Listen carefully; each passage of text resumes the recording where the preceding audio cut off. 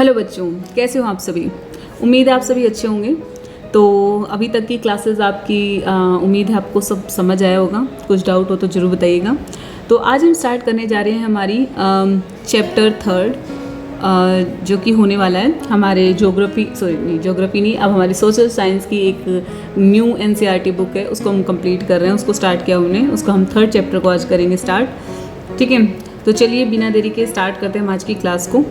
तो हमारा तो अभी मुझे एक सबसे पहले एक सवाल है मेरा आप सभी से। मुझे ये बताइए कि क्या हमारी जो पृथ्वी है वो सब जगह से समतल है क्या। ये देखो, पहले हमारे अब देखते हैं अलग अलग जगह को। ये हमारे कभी एक बार ये डायग्राम देखो आप, कहीं पहाड़ है, कहीं मैदान है, कहीं पर नदियां हैं, कहीं पर फसलें हैं। तो क्या ये सभी जो जगह हैं वो सब एक जैसी दिखाई दे रही हैं? नहीं, एग्जैक्टली अर्थ की सरफेस हर जगह एक जैसी नहीं होती। कहीं ऊंचे ऊंचे माउंटेन्स हैं, मतलब पर्वत हैं, कहीं ऊंची है लेकिन वो जो उसके जो साइड नीचे वाली ज़मीन है उसके वो फ्लैट में है, और कहीं बहुत बड़ा फ्लैट एरिया है। ठीक है, वो समझाऊंगी वो क्या है। अब देखो, लैंड और फोम को जब मिलाते हैं तो बनता है लैंड फोम। ज़मीन और उसके किस प्रकार की है मिला के बनता है लैंड फोम। ठीक है, अब ये लैंड फोम क्या होता है? ये land foam is a physical feature on the surface of earth, यानी पृथ्वी की सतह पर दिखाई देने वाली प्राकृतिक भौतिक आकृति या फीचर्स को लैंडफॉर्म कहते हैं। यानी जो पृथ्वी है उसके जो सतह है उस पर जो भी प्राकृतिक, यानी जो हम देखो, एक होता है इंसानों के द्वारा यानी मानव निर्मित जिसको बोलते हैं, ठीक है, और एक होता है प्राकृतिक यानी जो ऑलरेडी ही जो प्रकृति ने जिसको बनाया, जिसको नेचर ने बनाया है, उस नेचर के द्वारा बनाई हुई जो भी आकृति है या फीचर है, ठीक है, उसको क्या बोलते हैं? उसको हम लैंडफॉर्म बोलते हैं। ठीक है, अब आ जाइए। अब हमारे जो लैंडफॉर्म रहने वाले हैं यानी भूभाग हैं जो, ठीक है, वो 3 तरीके के होते हैं। या तो पर्वत हो सकते हैं यानी माउंटेन होंगे, या फिर वो पठार होंगे, या फिर वो प्लेन्स होंगे। अब माउंटेन्स माने पर्वत, प्लेट्यू माने होता है पठार, और प्लेन्स होते हैं मैदान। अब ये डायग्राम देखो, सबसे पहले तो ये हो गए हमारे पहाड़, ये हो गए पठार। अब इनको बहुत अच्छे से हम डिटेल में पढ़ेंगे, तो अभी इनको लेकर डाउट में नहीं करना। जिस टाइम जो समझा रही हूँ आपका उसी समय सिर्फ वो समझो, क्योंकि जो अभी नहीं बता रही हूँ वो आगे बहुत डिटेल में पढ़ा जाएगा। ठीक है, अब हमें इमेजिन करना है, इमेजिन मतलब कल्पना करनी है कि हम एक रोड जर्नी पे लेके जा रही हूँ। तो आज जो क्लास में बच्चे हैं उन सभी को, वो सभी बच्चे बैठे हैं गाड़ी के अंदर, कार के अंदर, और वो जा रहे हैं एक रोड जर्नी पर। ठीक है, एक यात्रा पर कर निकले हैं। ठीक है, और वो जो जर्नी स्टार्ट होती है यानी वो जो घूमने गए हैं वो कहाँ से कहाँ घूमने गए हैं। मैंने लास्ट क्लास में हमने एक नई सीरीज स्टार्ट की है, ठीक है, जिसमें हम इंडिया के बारे में, हमारे भारत के बारे में जानेंगे। तो उस क्लास में हमने अपने स्टेट्स के नाम याद किए थे। तो उसमें झारखंड स्टेट पे आया था, यूपी भी पढ़ा था, और हमने उत्तराखंड भी पढ़ा था। ठीक है, तो जो झारखंड है, झारखंड के अंदर एक जगह है छोटा नागपुर। क्या है? झारखंड के अंदर एक जगह है जिसका नाम है छोटा नागपुर। सपोज मतलब मानो कि हमने वहाँ से अपनी जर्नी स्टार्ट की, हम वहाँ से घूमते हुए चले आ रहे हैं। ठीक है, तो छोटा नागपुर से जब चले उसके बाद आएगा यूपी, गएगा यूपी के बाद फिर आएगा उत्तराखंड। तो जब झारखंड में गए तो वहाँ में मिले प्लेट्यू होते हैं पठार। प्लेट्यू क्या होते हैं? पठार होते हैं। पठार भी दिखाऊंगे तुम्हें, ठीक है, कैसे बनते हैं वो। फिर आया प्रयागराज यानी यूपी में क्या है? यूपी में मैदान इलाके, मैदानी एरिया है, ठीक है, प्लेन एरिया है, वहाँ पे नदियाँ बहती हैं। फिर आता है अल्मोड़ा, उत्तराखंड का जब अल्मोड़ा तक जाते हैं वहाँ पर हमें पता है उत्तराखंड में क्या है, बहुत सारी माउंटेन्स है। तो हमने तीनों के तीनों जो हम लैंडफॉर्म से तीनों देख लिए हमने। एक इसी जर्नी में हमें तीनों के तीनों हमें क्या मिल गए? देखने को हमारे लैंडफॉर्म्स मिल गए। ठीक है, अब हम एक जगह से जब दूसरी जगह जाते हैं तो हम अलग अलग तरीके की क्या देख रहे हैं? लैंडस्केप देख रहे हैं, लैंडफॉर्म देख रहे हैं, मतलब भूभाग जो है पृथ्वी के उनको देख रहे हैं। कहीं हमने पहाड़ देख लिए, कहीं हमने पठार देख लिए, कहीं हमने मैदान देख लिए, कहीं नदियाँ देख ली। वैसे हमारे जो लैंड फॉर्म है उसमें 3 ही है। लैंड के यानी ज़मीन के कितने प्रकार हो सकते हैं, कितने प्रकार के हो सकते हैं? एक ज़मीन जो उठी हुई है, ठीक है, बिल्कुल पीक पे यानी चोटी सी बनी हुई है, उसको पहाड़ बोल देंगे। वही दूसरे वाली कैसी हो गई? दूसरे वाले में हमारा पठार बन गया। वो ऐसे टेबल, जैसे ज़मीन के ऊपर टेबल रखा होता है ना, ऐसे ही ज़मीन से ऊपर एक इतना बड़ा भूभाग हो जाता है, वो टेबल की तरह होता है। और तीसरा हो गया हमारे मैदानी एरिया जो होता है। ठीक है, तो ये देखो, ये मैदानी एरिया हो गया, ये पहाड़ हो गए, ठीक है, ये ज़मीन मैदान वाले इलाके हो गए। अगर ज़मीन बदल रही है तो क्या वहाँ रहने वाले लोगों की लाइफ भी बदल सकती है? अगर ज़मीन बदल रही है तो क्या वहाँ के जो भी लोग वहाँ रहते हैं तो उनकी भी ज़िंदगी बदल जाएगी क्या? हाँ बिल्कुल। देखो जैसे जो लोग इतना मानते हैं, हम जो उत्तरी भारत के लोग हैं वो मोस्टली गेहूँ खाते हैं, क्योंकि यहाँ की फसलें, क्योंकि यहाँ प्लेन एरिया है, हमारे यहाँ क्या है, प्लेन एरिया है। प्लेन एरिया होने की वजह से यहाँ पर लोग क्या खाते हैं, मोस्टली गेहूँ खाते हैं। वहीं जो लोग क्या बोलते हैं, नदियों के आसपास रहते हैं, जैसे वेस्ट बंगाल है, वहाँ पर लोग मछलियाँ खाते हैं। क्यों? क्योंकि वहाँ पर उनको एक टेम्परेचर अच्छा मिल जाता है, वहाँ पर मछलियाँ ज़्यादा, मतलब कोस्टल एरिया जो भी तटीय इलाके होते हैं वहाँ पर लोग क्या खाते हैं, मछली खाते हैं, क्योंकि वहाँ पर उनका प्रोडक्शन ज़्यादा होता है। तो इसलिए सबकी ज़िंदगियाँ ज़मीन के हिसाब से बदल जाती हैं। ठीक है, तो हाँ, इस चैप्टर में हमें यही चीज़ें समझनी है। ठीक है, तो हम 2-4 चीज़ें और मैं आपको समझाऊंगी जो कि हमारी परिभाषाएं रहने वाली है। सबसे पहली है जो कि आपको आगे चैप्टर में काम आएंगी, क्योंकि ये चैप्टर हमारा ये जो आज की क्लास है वो इंट्रोडक्शन है, जिसमें हम थोड़ा चैप्टर के बारे में पढ़ेंगे कि क्या है इस चैप्टर के अंदर। तो सबसे पहले बात करेंगे एल्टीट्यूड। एल्टीट्यूड ये वो टर्मिनोलॉजी है जो आपके सामने बार बार आएंगी। एल्टीट्यूड मतलब होता है ऊंचाई। ठीक है, देखो सबसे पहली बात, आपको चीज़ों को ना नाम नहीं रटना है कि आपको अगर क्लास में, अगर आप इंग्लिश मीडियम से पढ़ रहे हैं तो एल्टीट्यूड आ गया तो आप एल्टीट्यूड को रटते रहो नहीं। एल्टीट्यूड का जिस दिन आपको मतलब पता चल जाएगा ना कि इसका मतलब ऊंचाई होती है, तो आपके लिए एल्टीट्यूड नाम याद रखना ईजी हो जाएगा। ठीक है, तो कोशिश किया करो, शब्दों को रटो ना, उनका मतलब समझो। ठीक है, तो एल्टीट्यूड होता है ऊंचाई। अब ऊंचाई कैसे, ऊंचाई हम कैसे मापते हैं ऊंचाई को? देखो जब हम ज्योग्राफी में ऊंचाई की बात करते हैं ना, तो हम देखते हैं कि एक हमारा क्या है, समुद्र है। क्या है? समुद्र है। हम सब चीज़ों की ऊंचाई ना समुद्र तल से मापते हैं कि ये चीज़, जैसे एक समुद्र है, उसके बगल में पहाड़ है, तो समुद्र तल से पहाड़ कितना ऊंचा है, तो वो जो 0 है वो समुद्र मान लिया, और उससे ऊपर क्या हो जाएगा, हम क्या करें, ऊंचाई मानेंगे। ठीक है, तो समुद्र के लेवल से कोई जगह कितनी ऊंचाई पर है उसको उसका एल्टीट्यूड कहते हैं। ठीक है, समझाऊंगी अभी। सी लेवल को हमने 0 मीटर माना है, और अगर उसके ऊपर अगर हम कहते हैं कि कोई माउंटेन है, कोई पहाड़ है, वो 5000 मीटर ऊंचा है, तो हम उसके क्या बोलेंगे, यानी वो 5000 मीटर है, क्योंकि 0 पे क्या है, नीचे, यानी सी 0 पर है। अभी समझाएंगे, रुको मैं समझाती हूँ।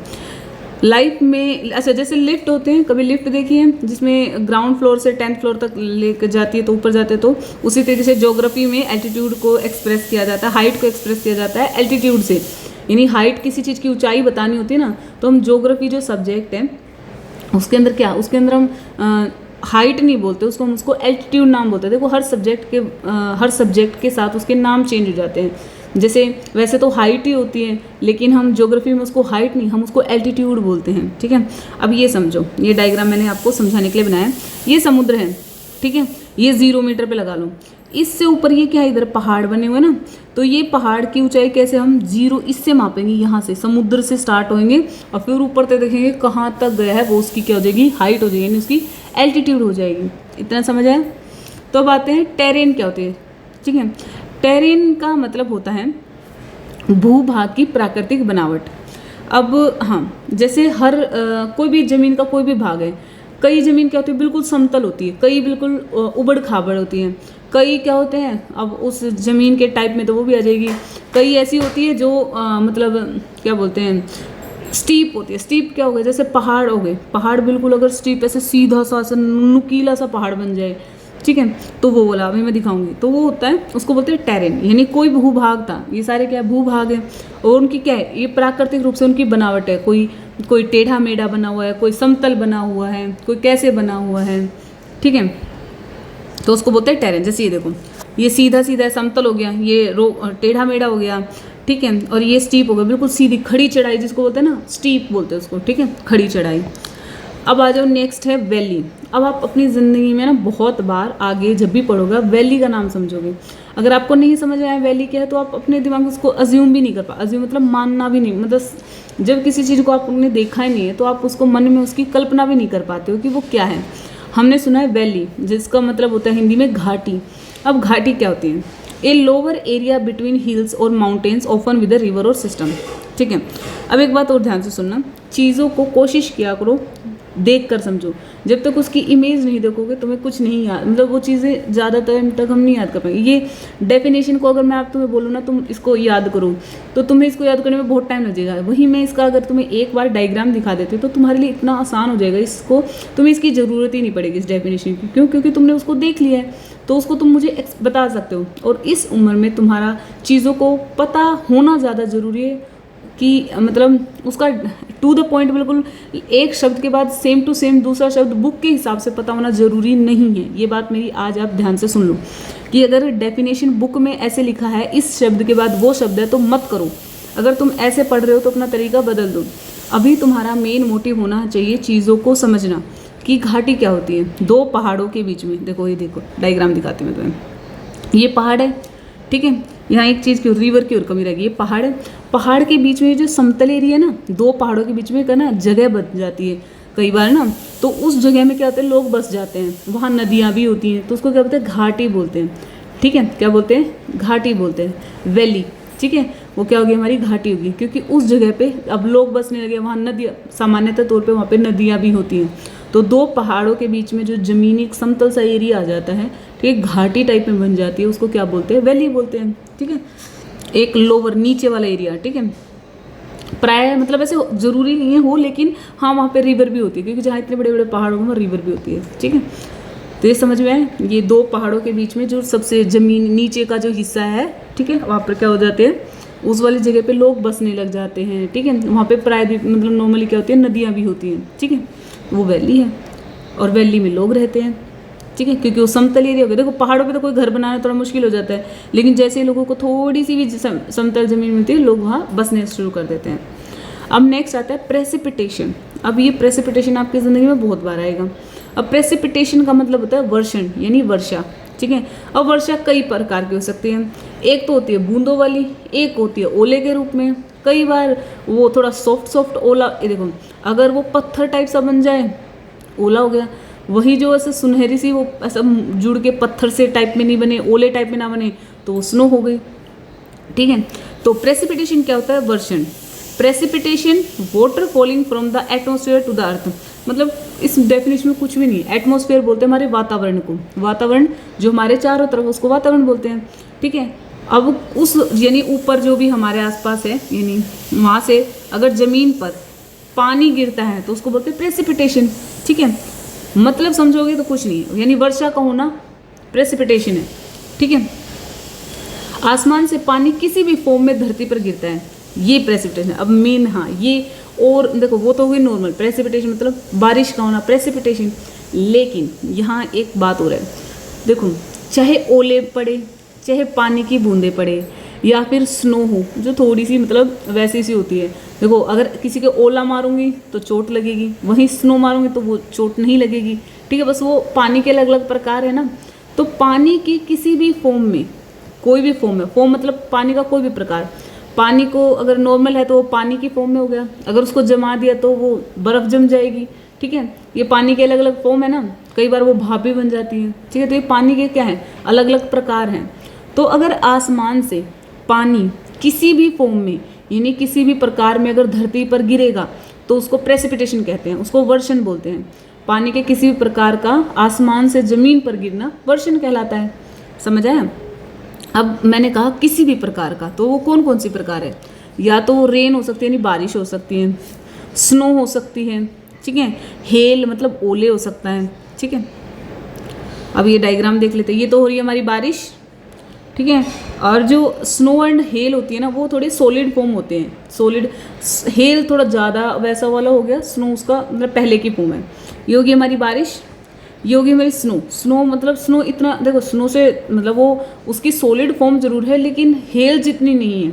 हेल होते हैं ओले, ओले तो ऐसा लगता है जैसे कोई पत्थर ही मार रहा है। ठीक है, और ये होगी हमारे हेल, हेल मतलब ओले पड़ना। अब देखो रेन वर्षा लिक्विड वाटर, हेल ओले यानी आइस की बॉल हो गई, और स्लिट और होता है बर्फीली वर्षा, और प्लस उसमें अगर ओले भी मिल जाए तो उसको बोलते हैं स्लिट। और स्नो होता है हिमपात, आइस के क्रिस्टल होते हैं छोटे छोटे, ये क्रिस्टल छोटा फॉर्म होता है, और जो ओले होते हैं वो बड़े होते हैं। और एक नई जो टर्मिनोलॉजी है बर्फीली वर्षा, उसमें ओले के साथ साथ पानी भी गिरता है। ठीक है, इतना समझ। अभी तक से स्लिट को छोड़ो, तुम रेन हेल एंड स्नो को याद रखो। ठीक है, बारिश जो पानी के फॉर्म में वो हेल ओले होते हैं, और स्नो जो हिमपात उसमें आइस के यानी जो बर्फ है उसके क्रिस्टल क्रिस्टल होते हैं, छोटे छोटे और टुकड़े बोल सकते हैं। ठीक है, तो ये होगी हमारी आज की क्लास कंप्लीट। हम नेक्स्ट क्लास में स्टार्ट करेंगे माउंटेन। हम वो तीन जो लैंड फॉर्म मैंने बताया ना, mountain, plateau and plain area जो होता है, उन सबको डिटेल में पढ़ेंगे बहुत अच्छे तरीके से। सारी कोशिश ये रहेगी तुम्हें कितना अच्छे से समझाया जा सके, कितना चीज़ों को आसान बनाया जा सके। अभी कोई भागदौड़ नहीं है, कोई भागदौड़ नहीं है, अभी तुम्हें चीज़ों को समझने पे ध्यान देना है। तो ठीक है, मिलेंगे नेक्स्ट वीडियो में, तब तक अपना ध्यान रखना है। और कोई भी चीज़ें नहीं समझ में आती है तो मुझे बताना है, चाहे वो कमेंट करके आप बताओ या फिर मुझे आपको पता है आपको मुझे कैसे अपने सवाल भेजने हैं, ठीक है, तो व्हाट्सएप के थ्रू भी आप भेज सकते हो। तब तक के लिए अपना ध्यान रखना, मिलेंगे नेक्स्ट वीडियो में।